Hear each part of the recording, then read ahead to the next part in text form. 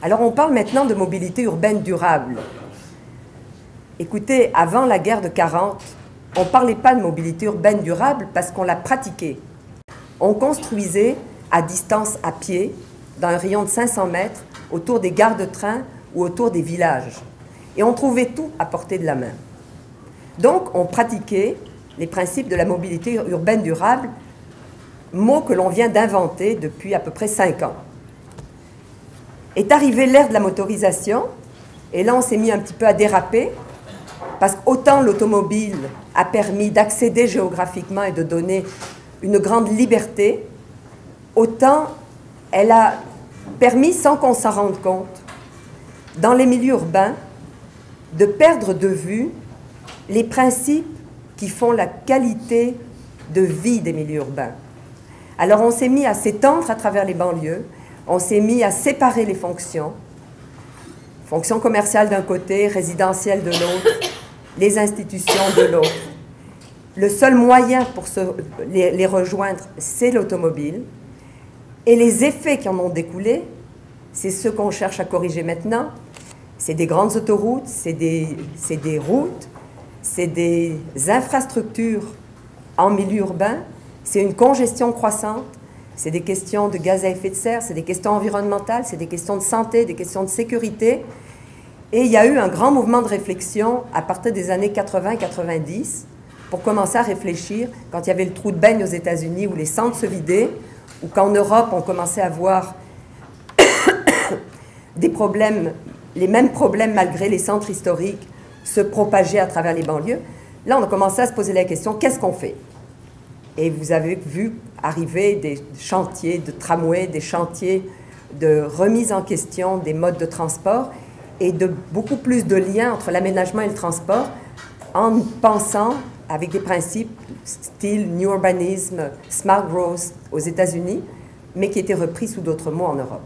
Le livre vert européen date de 2007 et l'UMQ, l'Union des municipalités du Québec, vient d'adopter cette définition en 2008. Ça, c'est toutes les villes du Québec. On n'est pas perdu dans les pays européens, là. On est au Québec. Vous allez dire, c'est fragile? Ça remonte juste à 2008. Mais c'est le cadre de référence. C'est le même cadre de référence que les États-Unis, l'Association des grandes villes, a adopté. Ce n'est pas suffisant.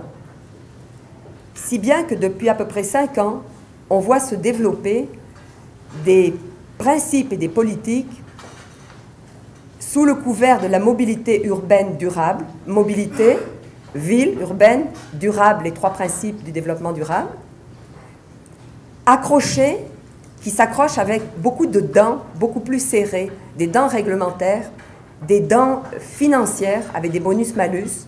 C'est plus développé en Europe, mais ça s'en vient ici. C'est quoi la mobilité urbaine durable?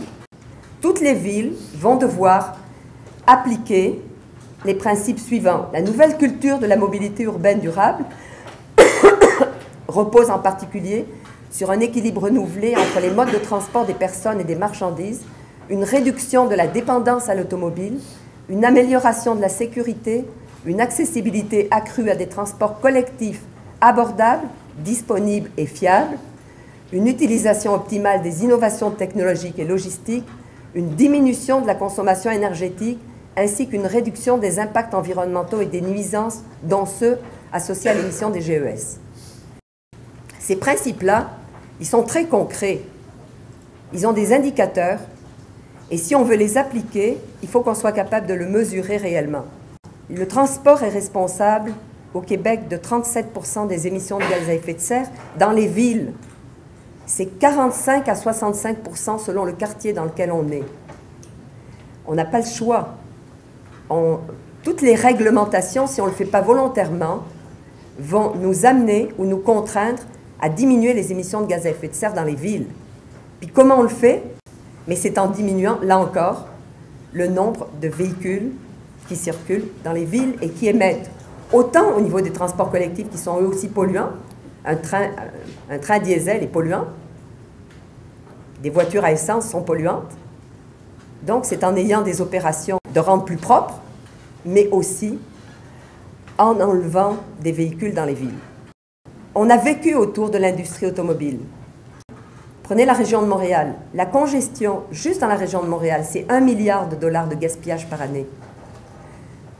Les économies générées par l'usage des transports en commun, dans une année, 370 millions pour les citoyens. L'industrie du transport collectif est 90% québécoise, donc a des retombées. L'industrie automobile a 50% de retombées. Même les investissements gouvernementaux, vous entendez toujours parler de dépenses, mais les investissements faits par les gouvernements en transport en commun, pas en voiture, pas en route, rapportent 45% de plus en taxes que ce que cela a coûté. Puis l'exercice a été fait sur l'année 2003. Donc, la mobilité urbaine durable, c'est aussi un changement d'attitude, c'est un changement, mais ça a aussi des objectifs économiques de prospérité. Ce n'est pas juste des rêves verts. Après qu'il y ait des principes, il y a des plans. Pas que ce soit juste des mots. Et par chance, je dis par chance, cette année, à tous les niveaux, que ce soit au niveau gouvernemental, au niveau métropolitain, au niveau des villes, vous voyez dans la plupart d'entre eux intégrer les principes de mobilité urbaine durable dont on vient de parler. Au moins sur le papier. Les seules grosses différences que j'ai notées, c'est des différences d'objectifs.